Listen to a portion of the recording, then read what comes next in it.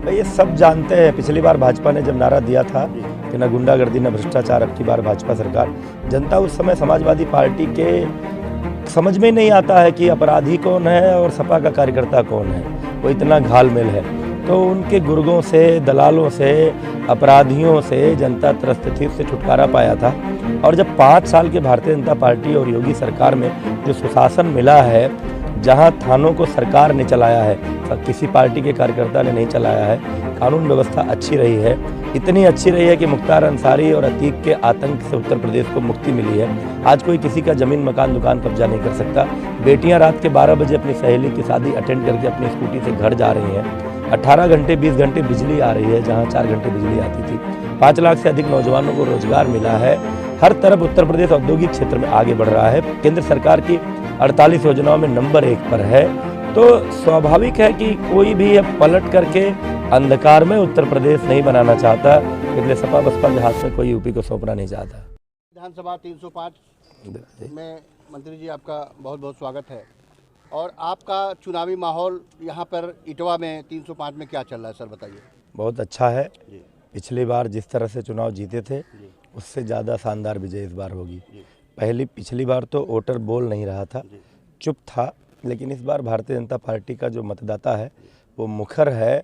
गांव में जाने पर मतदाता, महिलाएं हों, बुजुर्ग हों, नौजवान हों, सब कहते हैं कि आप जाइए, निश्चिंत रहिए, भाजपा ही जीतेगी, यूपी में फिर योगी सरकार बनेगी। कल माननीय योगी जी सिद्धार्थनगर बर्डपुर में आए हुए थे, वहाँ पर समाजवादी पार्टी के ऊपर तमाम पलटवार उन्होंने हमला किया, तमाम तरीके की बात मतलब बोली कि समाजवादी पार्टी की टोपी जो है खून से रंगी हुई है। इसके बारे में सर क्या कह रहे हैं आप? भाई ये सब जानते हैं। पिछली बार भाजपा ने जब नारा दिया था कि न गुंडागर्दी न भ्रष्टाचार, अब की बार भाजपा सरकार, जनता उस समय समाजवादी पार्टी के समझ में नहीं आता है कि अपराधी कौन है और सपा का कार्यकर्ता कौन है। वो इतना घालमेल है, तो उनके गुर्गों से, दलालों से, अपराधियों से जनता त्रस्त थी, उससे छुटकारा पाया था।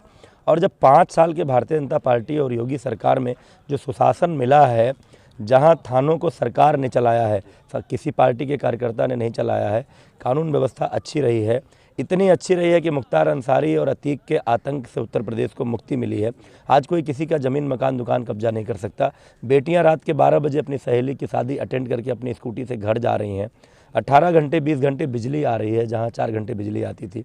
5 लाख से अधिक नौजवानों को रोजगार मिला है। हर तरफ उत्तर प्रदेश औद्योगिक क्षेत्र में आगे बढ़ रहा है। केंद्र सरकार की 48 योजनाओं में नंबर 1 पर है।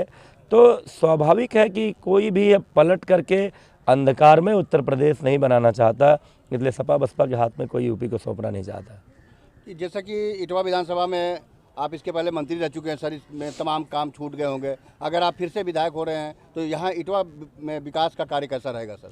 देखिए, लोग कहते हैं इटवा विकास की दृष्टि से 17 के पहले शून्य था, शिखर की ओर बढ़ रहा है। एक भी नगर पंचायत नहीं था, आज 2-2 नगर पंचायतें इटवा और बिस्कोहर हैं। राजकीय इंटर कॉलेज बन गया, डिग्री कॉलेज, ITI, पॉलिटेक्निक, तीनों एक साथ बन रहा है।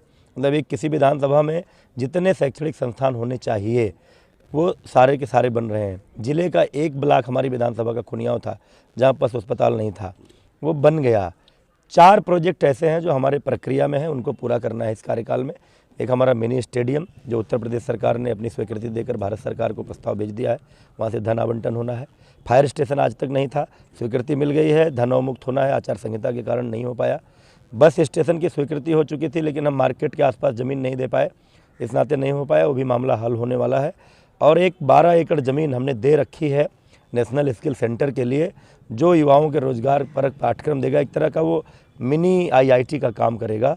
वो भी केंद्र सरकार के पास प्रस्ताव है।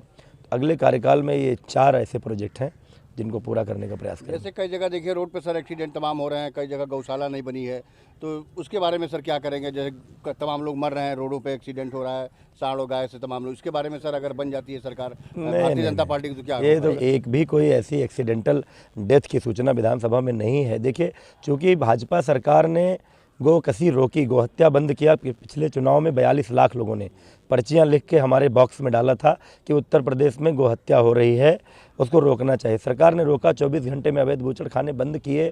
और इस नाते आप सोचिए, इतनी बड़ी संख्या में अगर गोवंश दिख रहा है तो 17 के पहले कहाँ गए थे?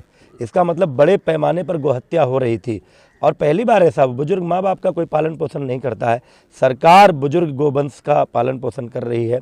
इटवा नगर पंचायत में 1.5 करोड़ रुपया आया है, पिडारी में गौशाला टेंडर हो गया है, चुनाव बाद निर्माण कार्य शुरू होगा। बिस्कोहर नगर पंचायत में 1.5 करोड़ रुपया सैंक्शन हुआ है। अब हम तो कुआं खोद रहे हैं तो पानी पी रहे हैं। नगर पंचायत अगर यहाँ पहले से होता तो परमानेंट गौशाला बन गई होती, आज ये समस्या नहीं होती। लेकिन तमाम न्याय पंचायत स्तर पर, ग्राम पंचायत स्तर पर तेज़ी से गौशालाओं का निर्माण हो रहा है। और दोनों हमारी नगर पंचायतों की ये जो परमानेंट गौशाला है, ये जब बन जाएगी अभी इस चुनाव के बाद, तो 3-4 महीने बाद पूरे विधानसभा क्षेत्र में निराश्रित गोवंश के इधर उधर विचरण करने की समस्या नहीं रहेगी।